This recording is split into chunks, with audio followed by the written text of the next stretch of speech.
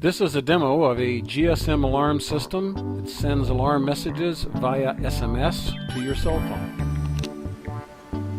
I will arm the system using the remote key fob. The second light from the right is blinking yellow, indicating that there is 30 seconds delay, giving you time to exit the building. That light will turn green, indicating the system is armed. I will now move the magnet away from the door sensor, simulating a door exit. Here's the alarm. The SMS message will be sent to the cellular telephone sitting to the left.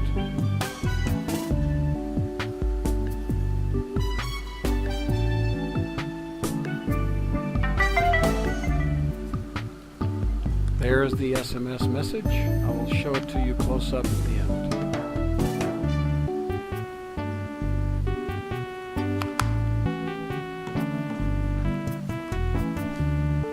Time to disarm the system using the remote key fob.